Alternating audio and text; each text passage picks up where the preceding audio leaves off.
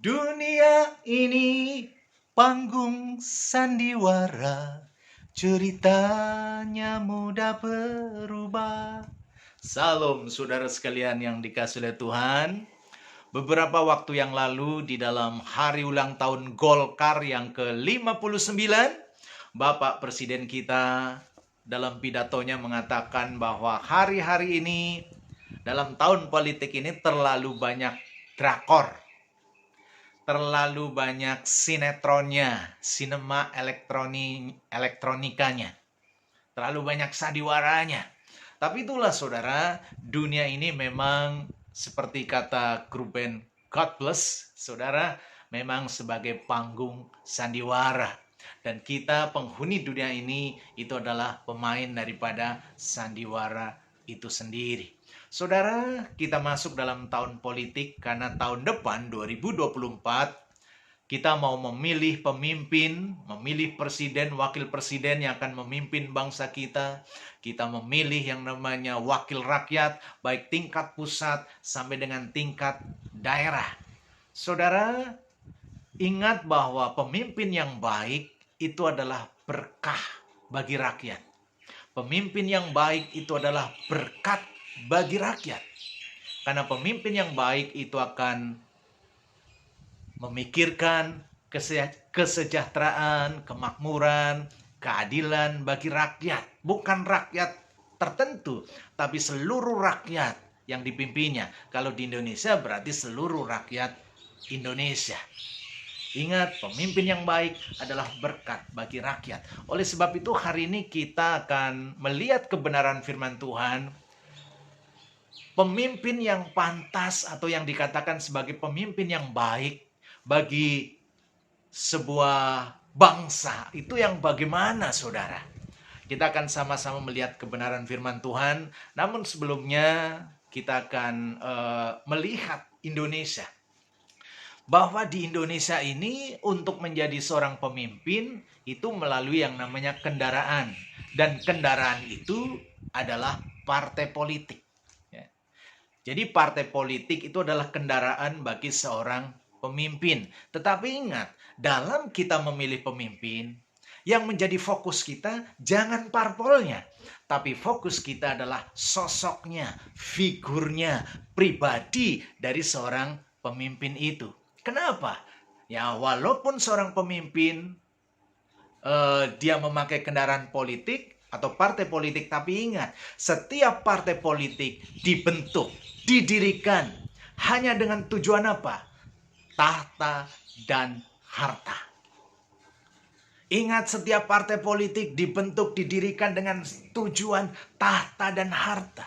Oleh sebab itu jangan heran, saudara, ada banyak koruptor dari apa? Dari kader parpol.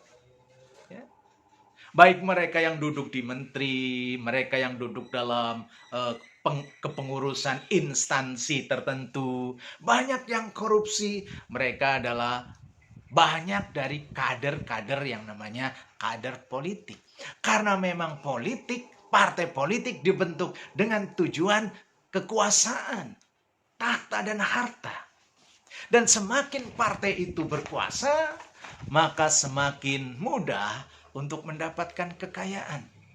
Partai yang besar butuh harta yang banyak.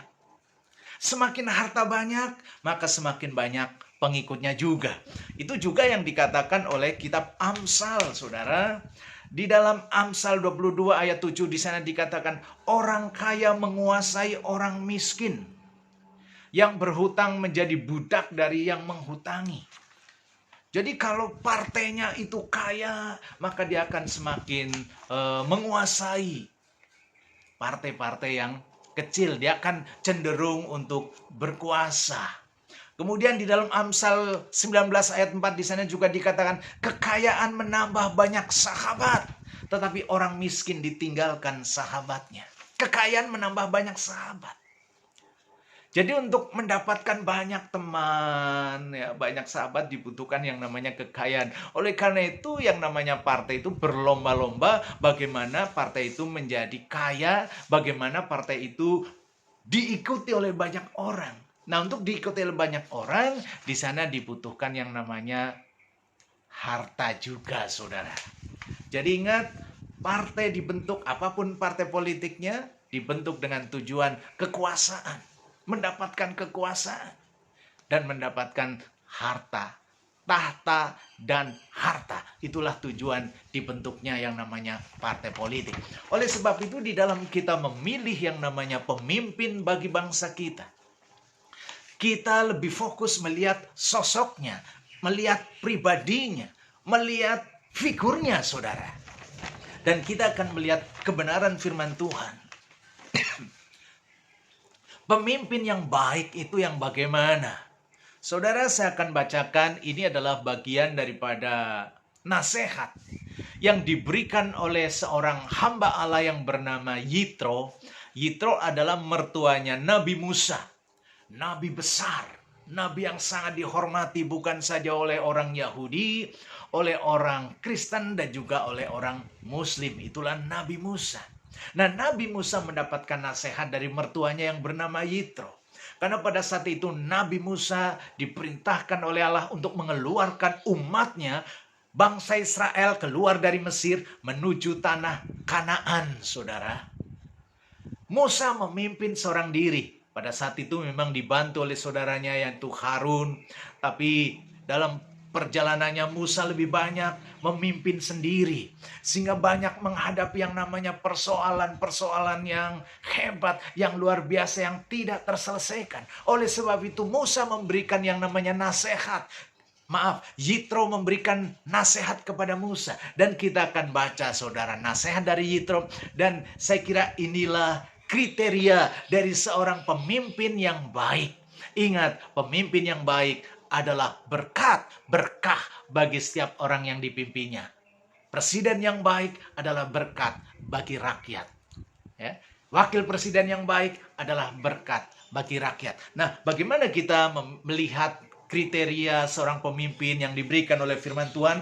Nah, saya akan bacakan, saudara, yaitu di dalam Keluaran pasal yang ke-18, Keluaran pasal yang ke-18, ayat yang ke-21. Keluaran pasal 18 ayat 21, demikian firman Tuhan. Di samping itu, kau carilah dari seluruh bangsa itu orang-orang yang cakap dan takut akan Allah, orang-orang yang dapat dipercaya, dan yang benci kepada pengejaran suap. Tempatkanlah mereka di antara bangsa itu menjadi pemimpin 1.000 orang, pemimpin 100 orang, pemimpin 50 orang, dan pemimpin 10 orang. Jadi seorang pemimpin yang baik itu adalah berkat bagi yang dipimpinnya. Seorang presiden, wakil presiden yang baik itu adalah berkat bagi rakyatnya. Nah, seorang presiden yang baik, pemimpin yang baik itu yang bagaimana? Nah, kalau kita baca Alkitab, yang pertama, seorang pemimpin yang baik adalah seorang pemimpin yang cakap. Alkitab mengatakan, carilah orang-orang yang cakap. Ya. Dari seluruh bangsa itu, carilah orang-orang yang cakap. Bukan cakep, saudara. Puji Tuhan kalau cakep. Tapi Alkitab mengatakan cakap. Cakap artinya apa? Cakap artinya dia tahu masalah yang dihadapi oleh orang yang dipimpin. Seorang presiden adalah tahu masalah yang dihadapi oleh negaranya. Dan dia tahu juga bagaimana menyelesaikan masalah itu. Dan itulah cakap. Jadi bukan hanya tahu masalahnya, tapi dia juga tahu bagaimana menyelesaikan masalah itu. Atau terampil. Dalam terjemahan baru, Alkitab terjemahan baru diterjemahkan seorang yang terampil. Jadi yang pertama, kriteria yang pertama, seorang pemimpin yang menjadi berkat bagi seorang yang dipimpinnya adalah seorang pemimpin itu harus seorang yang cakap. Presiden Indonesia harus cakap, harus terampil. Itu yang pertama. Yang kedua, seorang pemimpin yang bisa menjadi berkat bagi yang dipimpin adalah takut akan Allah. Seorang yang memiliki hati yang takut akan Allah. Takut akan Allah artinya apa? Dia orang yang menghormati Allah. menghormati Allah lebih daripada siapapun, takut akan Allah lebih daripada siapapun. Dia orang yang tidak pernah takut ditinggalkan oleh orang lain. Yang penting Allah tidak meninggalkannya. Dia tidak akan takut ditinggalkan oleh partai politiknya. Yang penting apa? Dia tetap berjalan dalam kebenaran demi rakyat, demi kemakmuran rakyat, demi keadilan bagi seluruh rakyat Indonesia. Dia tidak takut berpisah dengan partainya. Inilah orang yang takut akan Allah. Orang yang lebih takut kehilangan penyertaan Allah daripada kehilangan partainya, saudara. Jadi ketakutan akan Allah, itulah yang membuat orang itu senantiasa lebih mengandalkan Allah, bersandar kepada Allah daripada bersandar kepada yang lain. Dia berpihak kepada apa? Rakyat. Dia berpihak kepada kebaikan rakyat, kesejahteraan rakyat secara adil, secara merata. Bukan hanya rakyat pada golongannya sendiri. Bukan hanya rakyat pada agamanya sendiri, tapi ingat, rakyat keseluruhan yang terdiri dari berbagai macam golongan, suku, agama. Presiden Indonesia adalah presiden yang betul-betul takut akan Allah, yang bisa mensejahterakan seluruh rakyat Indonesia, apapun agamanya, apapun golongannya, apapun sukunya. Dan itu adalah orang yang takut akan Allah. Dia gentar akan Allah, melebihi gentarnya kepada manusia, apalagi kepada partai politiknya. Meskipun partai politik itu adalah kendaraan bagi dia menjadi presiden, tapi dia tidak akan takut untuk berpisah dengan partainya. Yang penting jangan sampai dia berpisah dengan rakyat dan berpisah apalagi dengan Allah. Jadi yang kedua, seorang pemimpin yang betul-betul menjadi berkat bagi orang yang dipimpin adalah pemimpin itu takut akan Allah. Dan yang ketiga, seorang pemimpin yang dibutuhkan oleh negara ini adalah, di situ dikatakan orang yang dapat dipercaya atau terpercaya. Betul-betul dia orang yang dipercaya. Dia tahu betul bahwa menjadi pemimpin adalah amanah. Menjadi pemimpin adalah kepercayaan. Bukan saja kepercayaan dari rakyat, tapi dia tahu persis itu adalah kepercayaan dari Tuhan sendiri. Kepercayaan dari Dialah yang memiliki negeri, yang memiliki kerajaan, yang memiliki bangsa. Saudara, ingat, seseorang menjadi pemimpin, kalau di Indonesia meskipun melalui partai, saudara, partai politik, dan partai politik itu menjadi kendaraan bagi seorang akhirnya menjadi pemimpin. Tapi ingat, seorang menjadi pemimpin bukan semata-mata karena partainya. Lebih daripada itu, karena ada faktor ilahi. Karena memang Tuhan yang berkehendak, Tuhan yang memang mengingini orang itu menjadi pemimpin.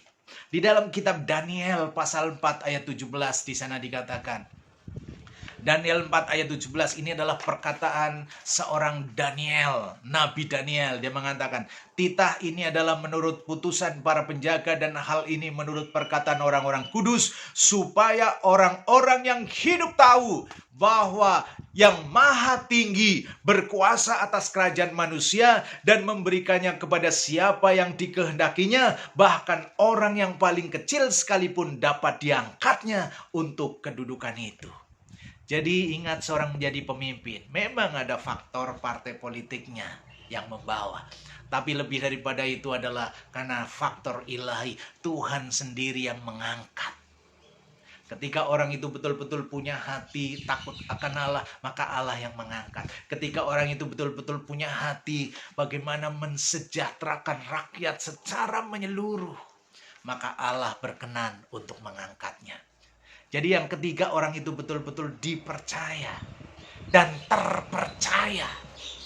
Dan yang keempat, untuk menjadi seorang pemimpin atau kriteria seorang pemimpin, apalagi pemimpin bagi bangsa yang besar seperti Indonesia. Demikian firman Tuhan. Yang keempat dikatakan demikian.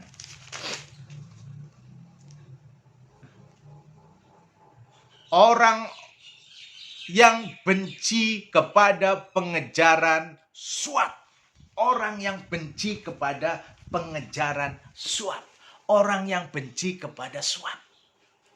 Saudara, dalam dunia politik ya, dalam dunia usaha, sepertinya yang namanya suap menyuap itu salah satu yang rasanya susah untuk dihilangkan. Tapi seorang pemimpin yang baik, seorang pemimpin yang bisa menjadi berkat dan berkah bagi rakyat adalah orang itu bukan saja menghindari suap, tapi orang itu benci terhadap suap. Banyak pemimpin jatuh, parpol jatuh, saudara. Kenapa? Karena suap. Ya karena memang tadi, saudara, memang partai politik dibentuk tujuannya apa? Tahta dan harta. Semakin besar partai, semakin banyak harta yang dibutuhkan. Apalagi menjelang pemilu, butuh biaya yang besar, saudara. Maka dibutuhkan harta yang banyak. Makanya banyak kader-kader yang akhirnya korupsi, terima suap, dan sebagainya, saudara. Tapi seorang pemimpin yang dibutuhkan oleh negara kita, Indonesia, seorang pemimpin yang betul-betul bisa menjadi berkat bagi rakyat Indonesia adalah pemimpin itu bukan saja tidak suka suap, tapi dia benci terhadap suap. Jadi bukan saja menghindari suap, benci terhadap setiap suap. Bahkan dia akan memberantas setiap penyuapan-penyuapan yang ada. Karena itu menjadi penghambat bagi kemajuan sebuah bangsa. Suap menyuap menjadi penghambat bagi kemakmuran dan kesejahteraan rakyat. Jadi itulah 4 hal, teman-teman sekalian ya. Jadi kita dalam memilih pemimpin, biarlah kita lebih fokus kepada sosok, kepada figur, kepada pribadi. Dan Alkitab memberitahu kepada kita seorang pemimpin yang bisa menjadi berkah bagi rakyat. Yang pertama, dia adalah orang yang cakap, tahu masalah dan tahu dalam menyelesaikan masalah itu. Yang kedua, takut akan Allah. Dan yang ketiga, terpercaya atau dapat dipercaya. Dan yang keempat, pemimpin itu benci terhadap suap. Dan kita mulai melihat, saudara, ya, jikalau memang kita melihat pemimpin itu memenuhi 4 hal, biarlah pemimpin inilah yang kita pilih. Tidak usah lihat ya parpol ya sekian persen lah kita lihat, tapi lebih kepada figurnya. Karena figur nanti itulah yang akan memimpin bangsa kita yang terdiri dari majemuk, saudara. Bhinneka Tunggal Ika, berbeda tapi tetap satu, yaitu Indonesia Raya. Tuhan memberkati. Haleluya.